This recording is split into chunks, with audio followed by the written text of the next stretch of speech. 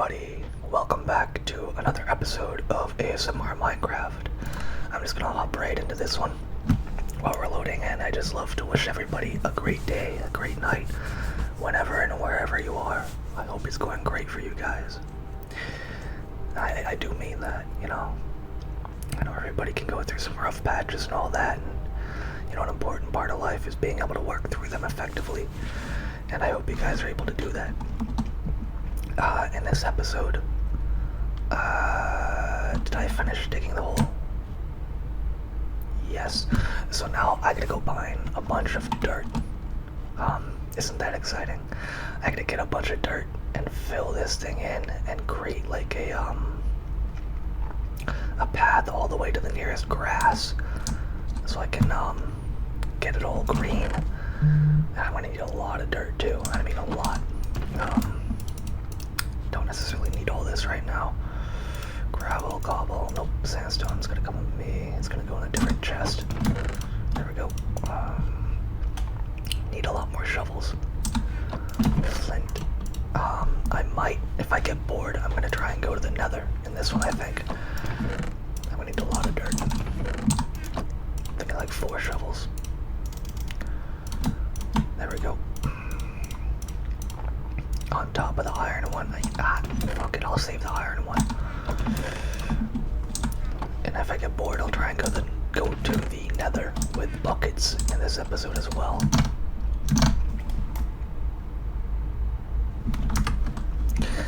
So without further ado, you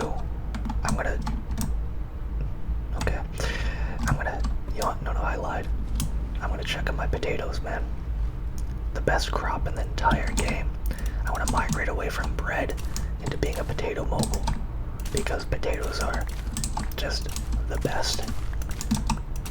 Like, legitimately, potatoes are fully goated food. Like, I'm talking the most nutritious superfood known to man.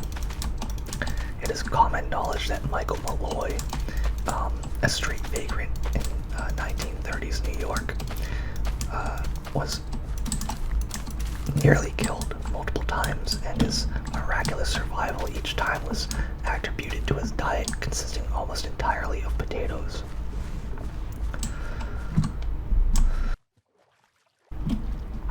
Or that is to say, rather, his incredible health and youthful appearance at his age, which is estimated to be around 60-something years old, despite looking and acting more like a 40-something-year-old man, despite being an absolute alcoholic fiend, is due to his inordained potato consumption and the robust diet it blessed him with.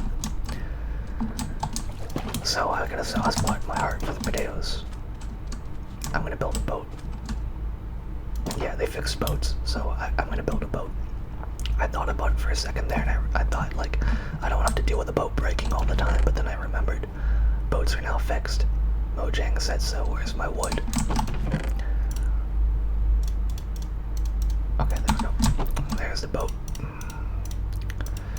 And today I've got like some snacks. I've got a slice of pizza here, a small pizza, like a flatbread pizza, and a brownie. So I'm gonna be snacking on that throughout this video and any other videos I record today, which might be, I don't know, a couple.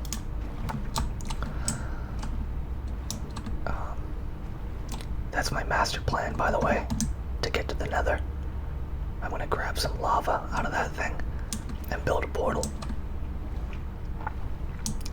There's gonna be some lag, I think, because that portal down there, I need another diamond to correct, and I do not have another diamond, as it turns out. Yeah, that's pretty. That's real pretty.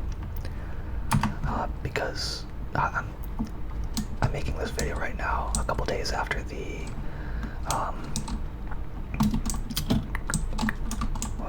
raid video went up, and before I've uploaded the 13th part of finishing up the gig.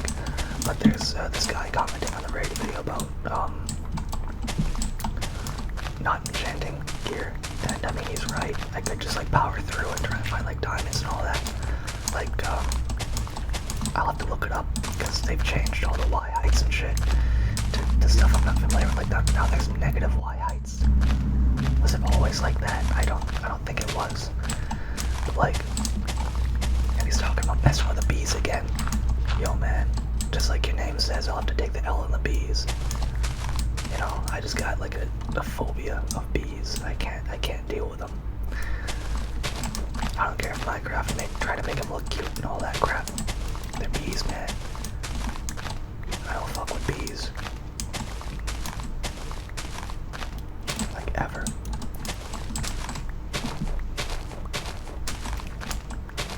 Just not me, you know?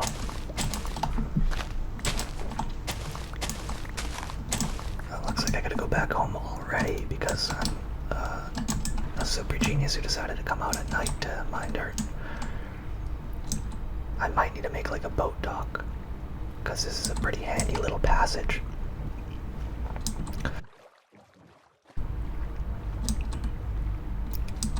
Well, going to bed is going to give me an opportune time to snack on my pizza. So, kudos to the sun for that. Pizza time. I had to say it, you know, I had to say it. I also hate saying it, but my crops are kind of just for decoration only at the moment. I mean, I want to figure out exactly. I think I'll just keep this part wheat, and the rest of it can be potatoes, because baked potatoes are like the superior food source in Minecraft. Like, baked potatoes are like legit the best, I know that much.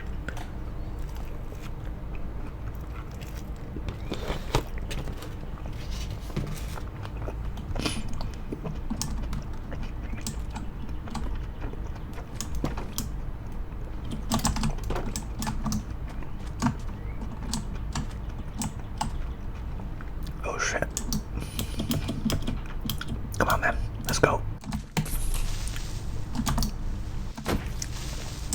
You're looking at truly elite gaming skills right here.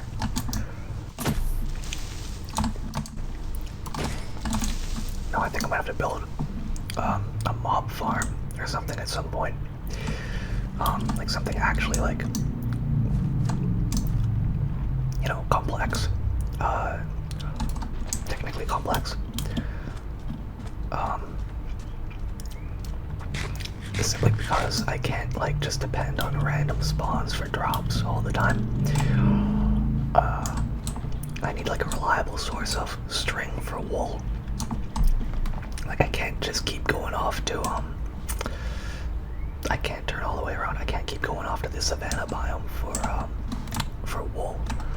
That's just not on, you know. It's a long trek for one. I get lost. Mainly because I'm stupid, but I get lost pretty easily, you know. And it just like, I can't. Is that clay? What you looking at? Sure is. Look at that. Some clay. Yo, okay. I remember this stuff being really rare.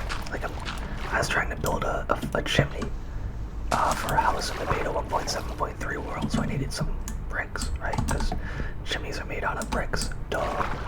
And I was having just an awful time finding clay. I just couldn't, you know. I had to go like all over the shop, and even then I got like lost a couple times getting home, and I was worried I was like never gonna find my way back to the castle. It was just a task to get literally, I think, 9 blocks of bricks. Just stressed me out, you know, completely. But I had to go tell my therapist about finding clay blocks in Minecraft. How stressful it was. It's a joke, by the way. I don't do therapy.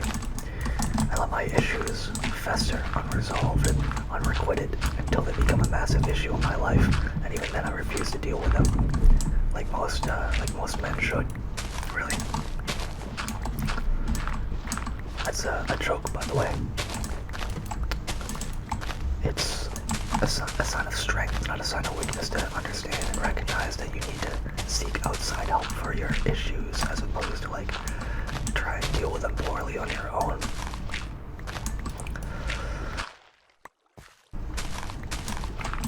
In a lot of ways, therapy has become stigmatized, which I can see why, you know. I really can. There's a lot of reason for that, and sometimes it's good reason, especially when it comes to psychiatry and the overprescription of medication to, prepubescent kids. I find, or even kids going through puberty, hell, even adults. I find in America there's just a lot of overprescription of drugs in a lot of cases, whether it be painkillers, antidepressants, antipsychotics, ADHD medication. Just there's a lot. Like, people turn to drugs almost immediately. That's like the knee-jerk, But this isn't Copeland Parenting Channel. This is Copeland Relaxation, and the topic of over-medication is decidedly not relaxation. So I'm just gonna drop it. I mean, maybe in the future, if you guys want to hear me go on like an unhinged rant about, politics and all that shit, so I can get canceled almost immediately, fine. I mean, if you guys want it, you want it. Who am I to deny you that sustenance? That might be like a 1,000 sub special right there. Q&A, and I'll just answer some completely unhinged questions and give utterly unhinged answers. I think that'd be a good trade, But back to the video. I'm gonna try and, I think 4 shovels worth of dirt is gonna be enough. I'm not like a scientist or anything, but I think it's gonna be good.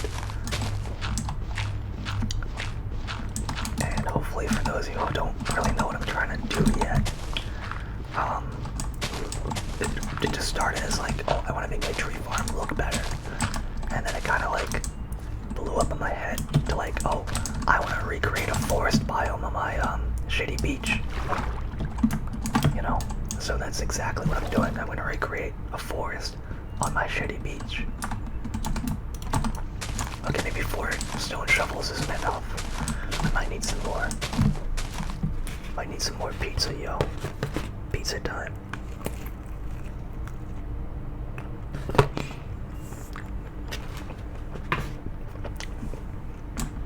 Definitely not the best pizza I've had in my life, but I think in the words of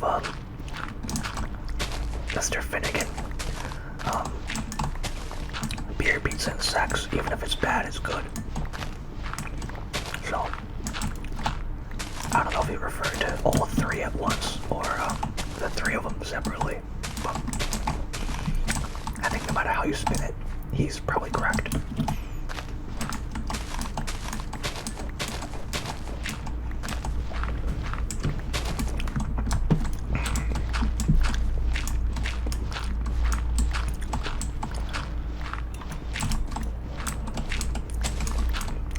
That person who asked for mining videos, you are definitely in luck today. You're in luck today and yesterday for both the videos, because they're both revolving around mining. Well, this one was going to be part mining, part decoration, I guess. Because I'm gonna build my new house, I think, because I'm sick of living in my hobbit cave. I'm gonna keep that thing around, but like, I want a cozy cottage. Oh fuck, what did I do? That's a good amount of dirt. I hope. But, sometimes it's just never enough. You can't, what am I doing? You can never be too sure how much is enough in Minecraft until you just do it.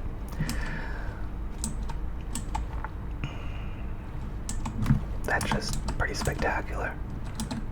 I've really managed to take over here. And I'm still not forgetting about that big tower over there that I want to do something with. I got plans for this world, man. Big plans. I'm moving in a big way. This place, it's mine now. All mine. I guess you could say it's all mine to craft with. Yuck, yuck, yuck. The less said about that dad joke, the better. But here we go. This is it. The big fill-in. And I'm not the day that all the teachers called out and there's all substitute teachers in your school. I'm talking about filling this in. I'm gonna need a lot more dirt. Oh boy. Yeah. But I'll just get done when I can and see what's up afterward. You know. This is I might have bitten off a bit more than I can chew.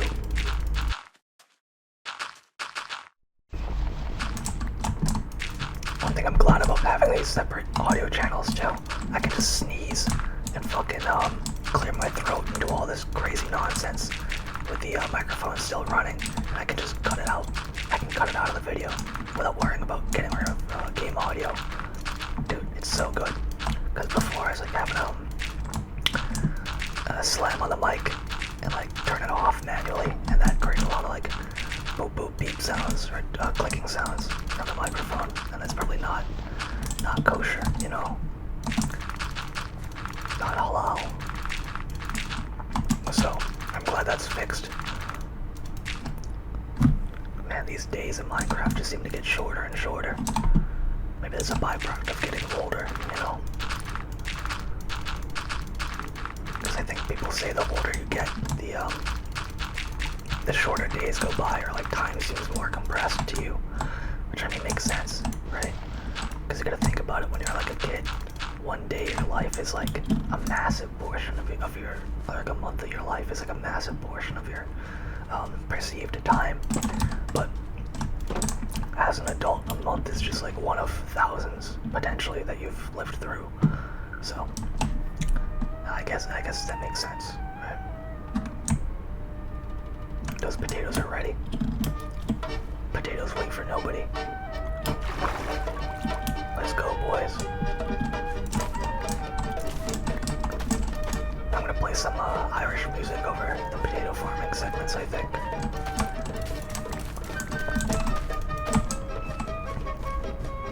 Yeah, some good Irish music.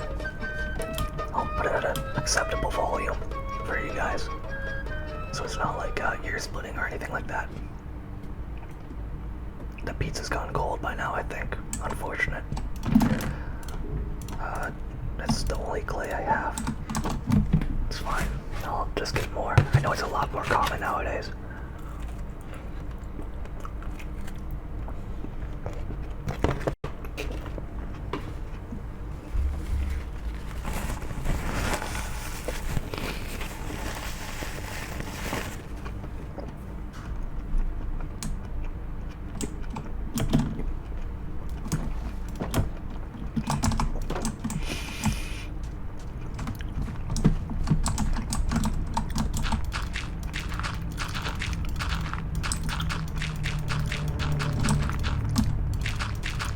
Curtains for that pizza.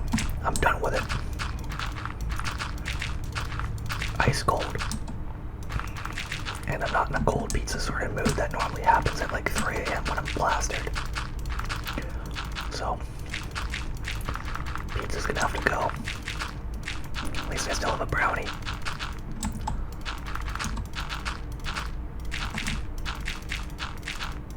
I'm gonna get that set up right now. I'll be right back.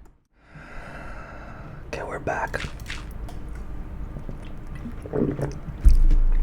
And any of you who are worried about my diet, for one thing, I thank you for your concern. And another thing, you should be worried. You should be worried. I eat like Travis from Taxi Driver. I eat pretty much exactly like him. Except for the Coca-Cola. I don't drink Coca-Cola. I'm a Dr. Pepper man. You know, actually, scratch that. I'm a Mr. Pibb enjoyer. Dr. Pepper's too pretentious for my tastes. Why the fuck am I buying soda from a doctor anyway? But joking aside, yeah, my diet's not great. I really should look after that, but you know, it is what it is.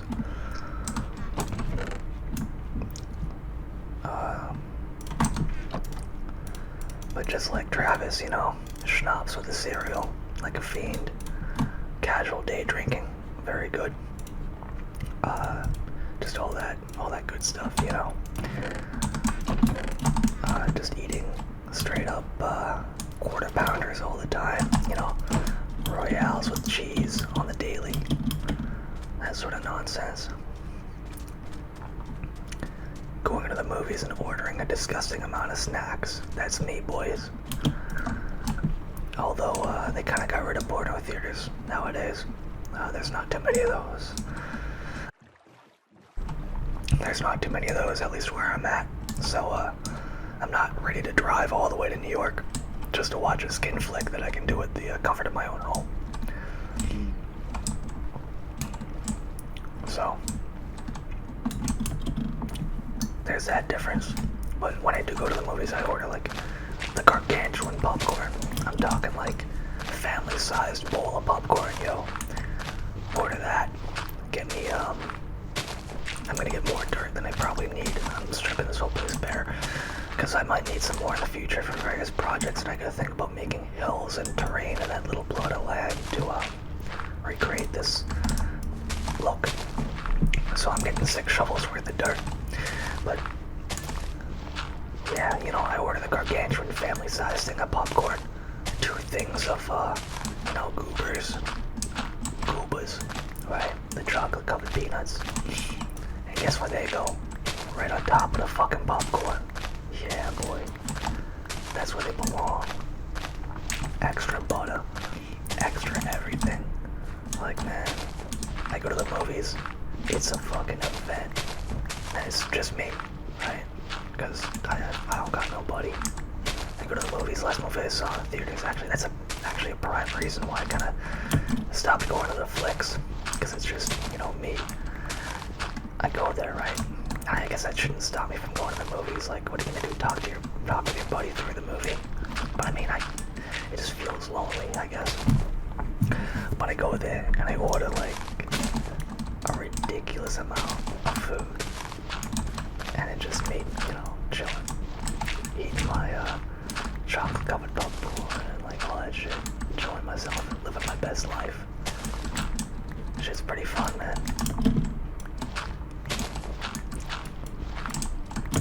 I don't know what to tell you, man. Like, it's expensive, but it's if you don't do it all the time, it's worth it, I'd say.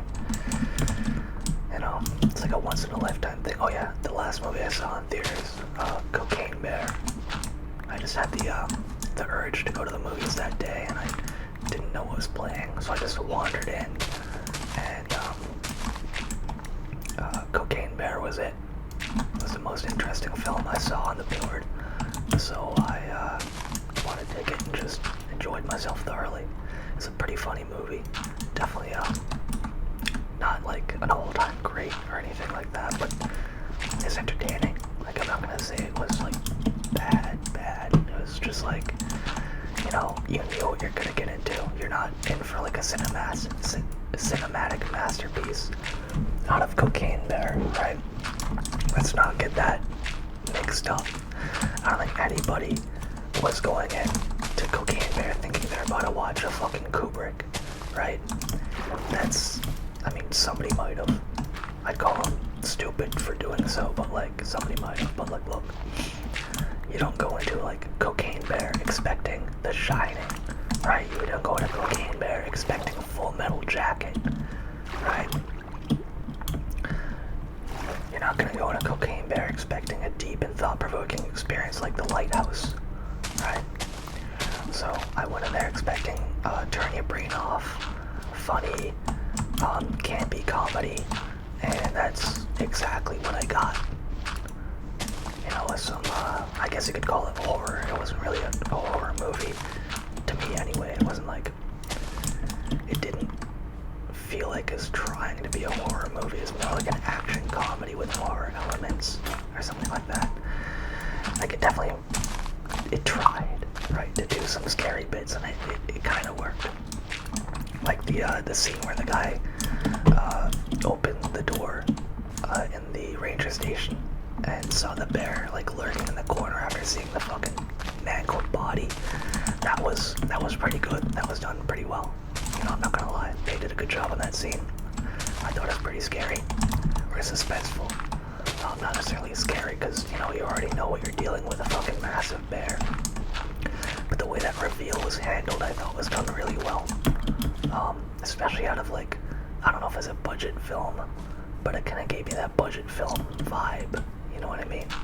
Like, they were just kind of doing what they could with what they had. See what I'm saying? Like, I don't think that was the case. I feel like it had a pretty big budget because there's a lot of CGI involved. But you can't be too short nowadays. You really can't be. So, I don't know if that's what they're going for.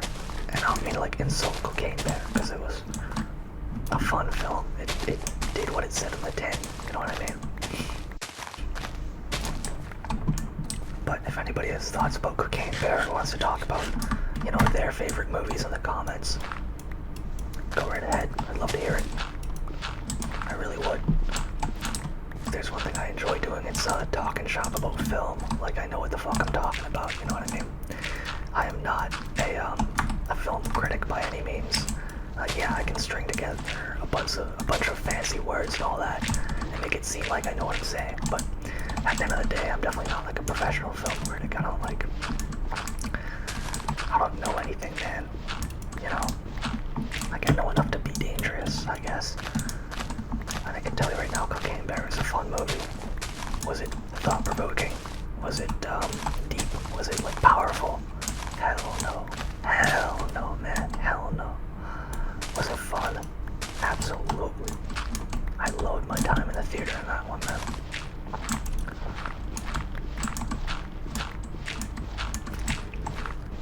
But yeah, it's about time for me to make another lonely pilgrimage to the movie theater and figure out what the hell's playing.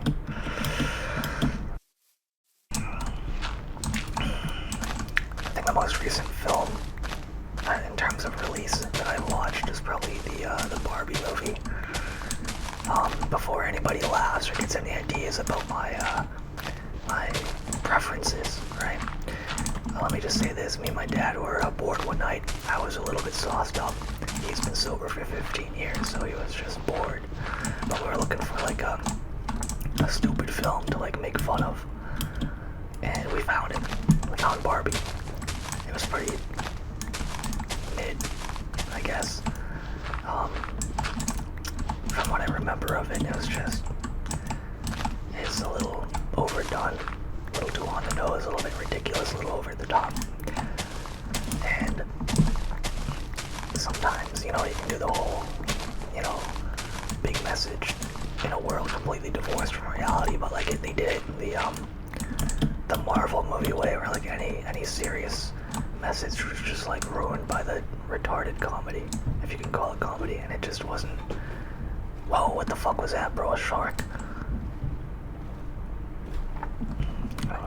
I don't want to get into the Barbie movie. I didn't like it that much. I think there's a couple jokes that really got me.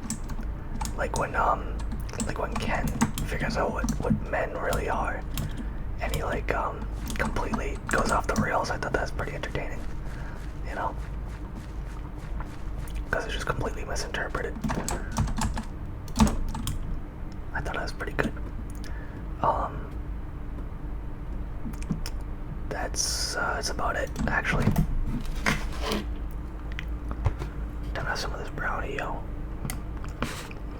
Ryan Gosling has quite the acting range, I'll tell you that.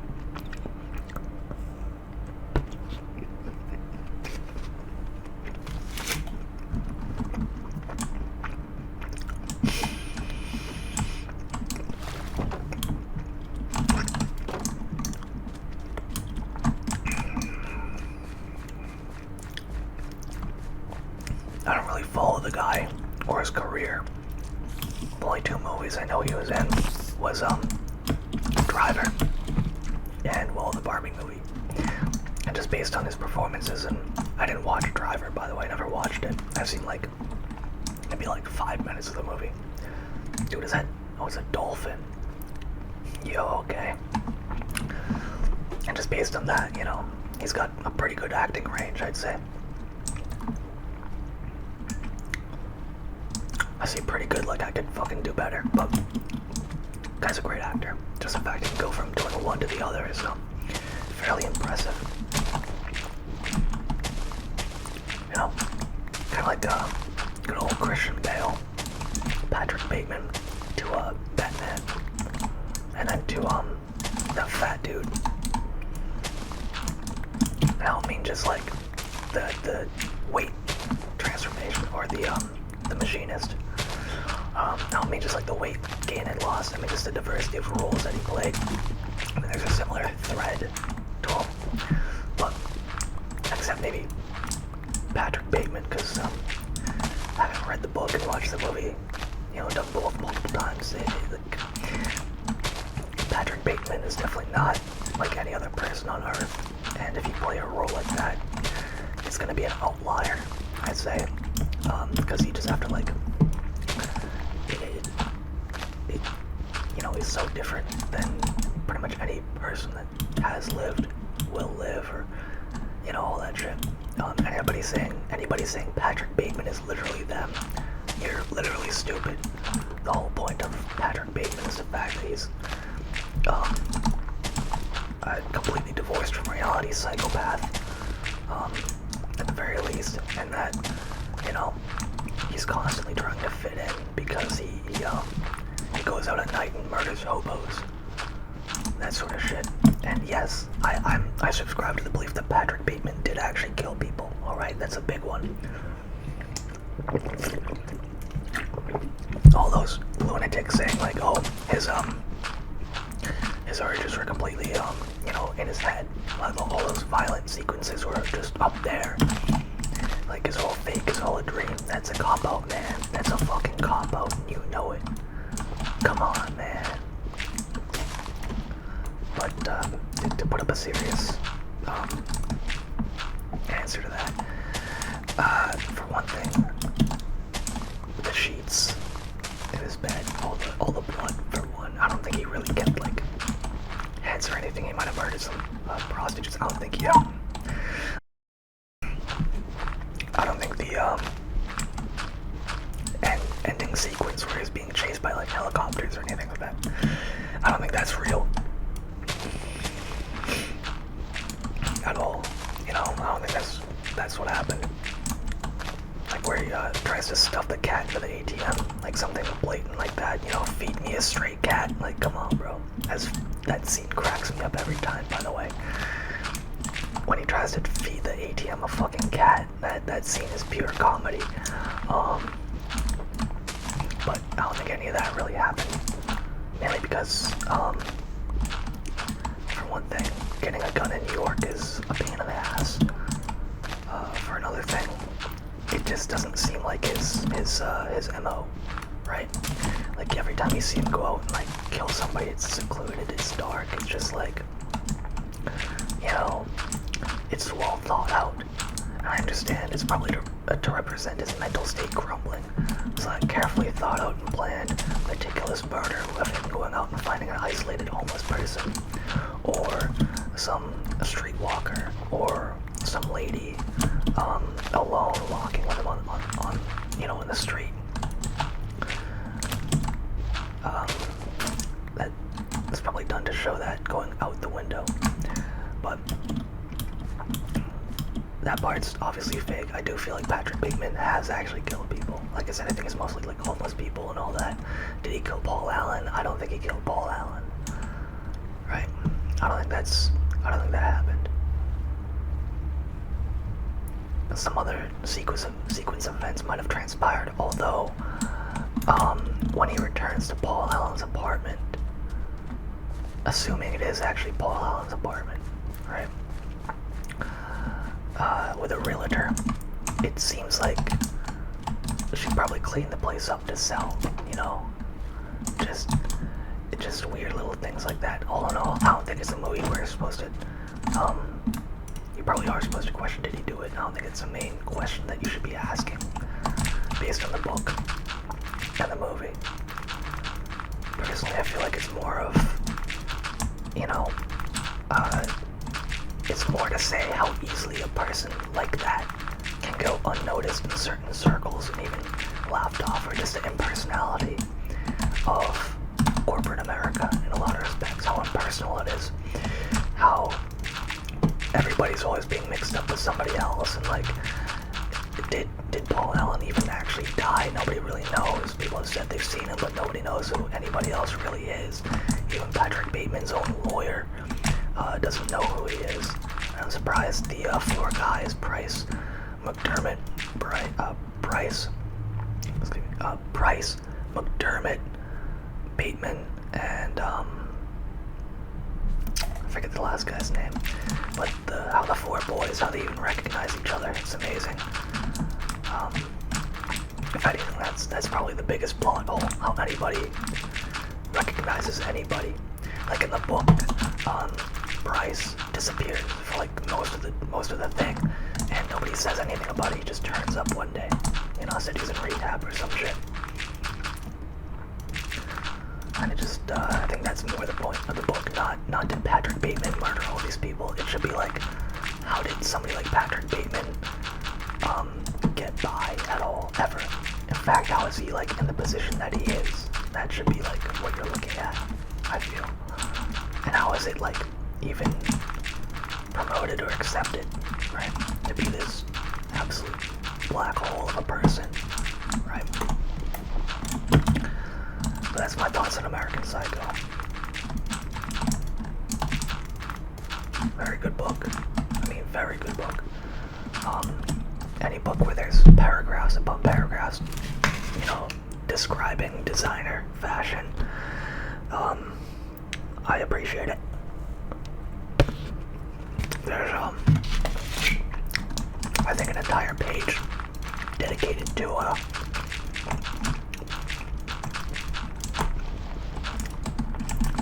explaining, a stereo system, like a hi-fi stereo, an 8-track player. Very interesting book.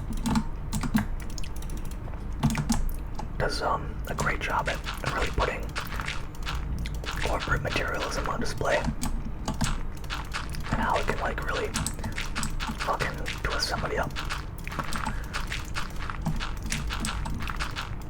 Although I feel like Patrick Bateman isn't the general representation of that, more like the logical extreme of a person who is obsessed with that yuppie culture, at least back in the day.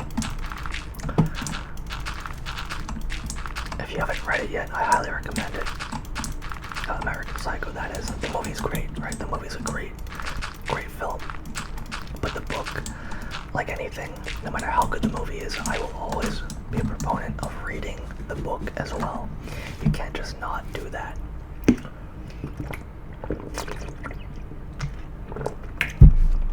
Because, in a movie, right, this is just, I don't want to get too far into like why you should fucking watch movies, read books, too hot, but I'll put it this way. In a movie, you have 2.5 hours, maybe 3 hours, if you're like Lord of the Rings, to tell your story, right? You're limited by time, you're limited by what you can physically do in film and all that, right? But in a book, there are no limitations. The limitation is your imagination. So, when it comes down to it, in terms of world building and creating an expansive lore and story and all that, print medium is it. And there's just so much detail and so much extra packed into the book that it'd be a shame to just miss out on that.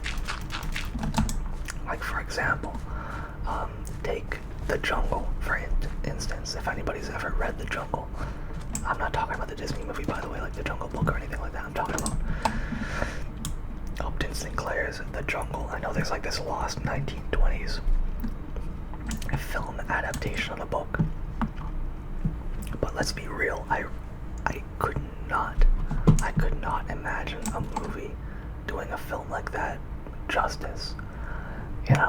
It just, there's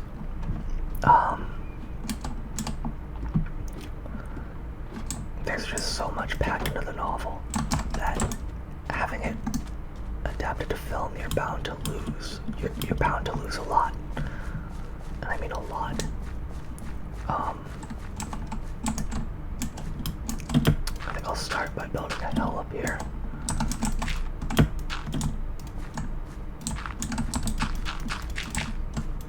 make it flat to the back and cut it off. It's gonna have to be filled in because it'll be visible.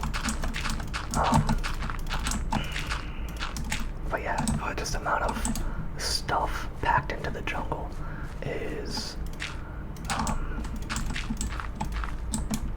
incredible.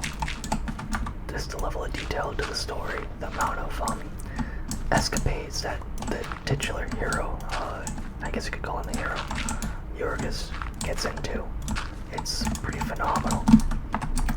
And just to think that you might be losing a lot of that going from book to film, it's a bit of a kick in the dick, you know?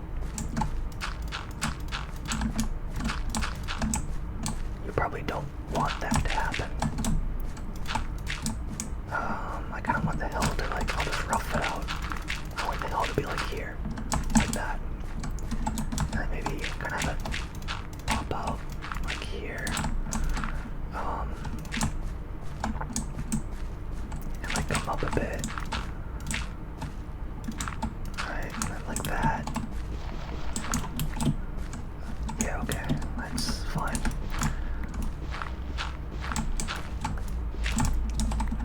But yeah, the amount of stuff that happens in the book and the amount of detail that you need to know about the setting, you can't really achieve that in a film.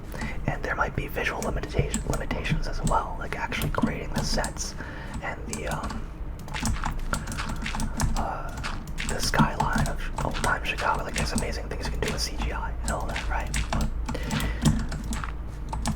you won't be able to do it all, you know?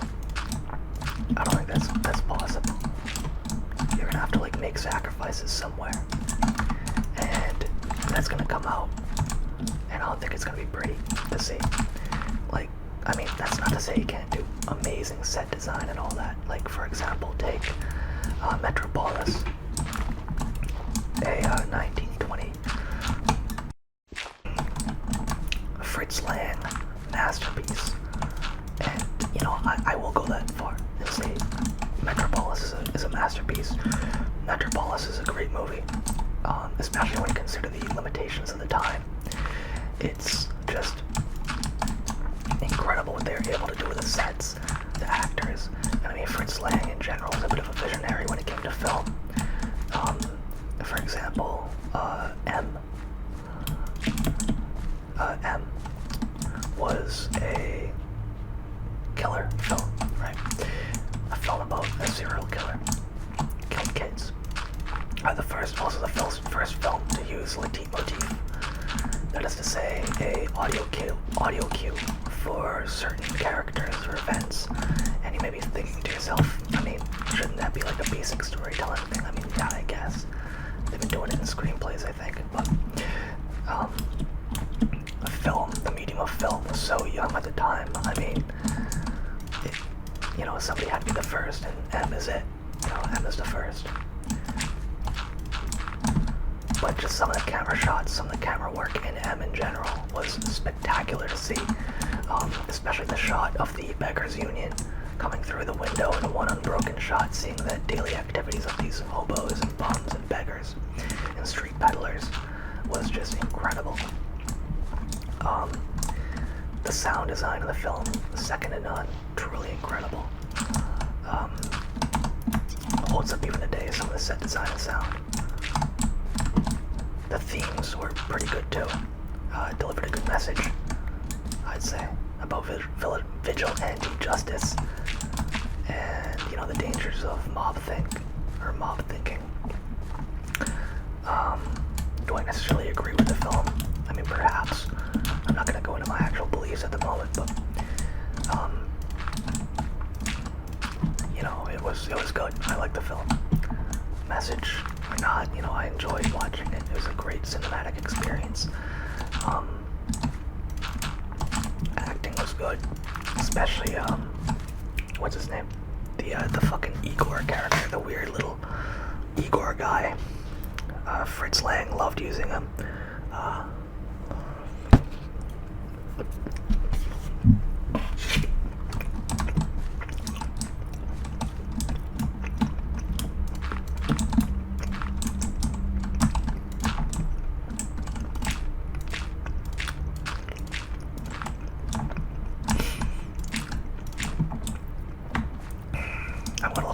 I can't just forget that guy's name. He's a fucking legend.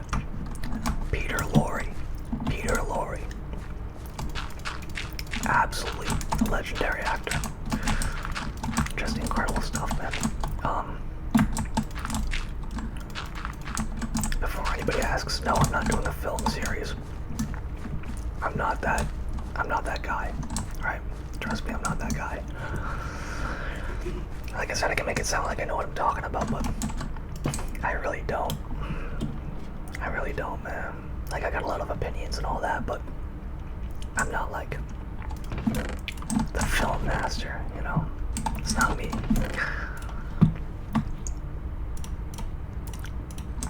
Time to get some more shovels. Need more dirt. More dirt.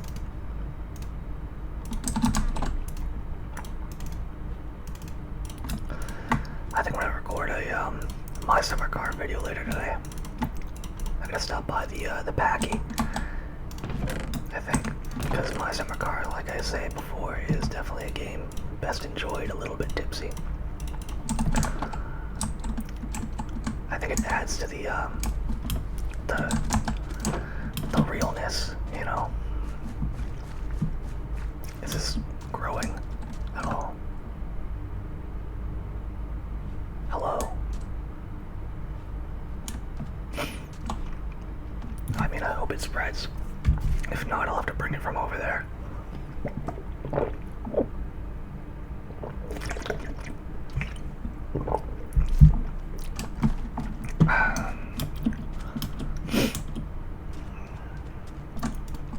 I wonder if I put bone meal on it, would it grow grass?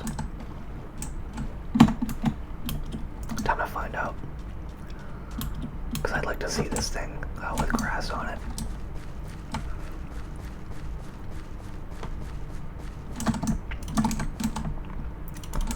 I'm gonna have to end the video soon. I think it's already been like almost an hour. I'll make this an hour-long special. Fuck it.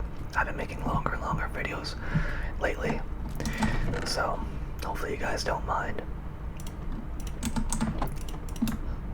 Yep. And away we go. It's time to see about this. Bang. Okay. What if I do it over here? Didn't do what I wanted it to. Okay, so I'm gonna have to wait. I really hope that grass spreads. But if not, you know, I'll have to figure something out. I always do, you know. I lied. I'm gonna end the video. I'm also gonna try and figure this out with a composter. Where I wanna put it. I'll wait till the cottage is done, actually. You know what?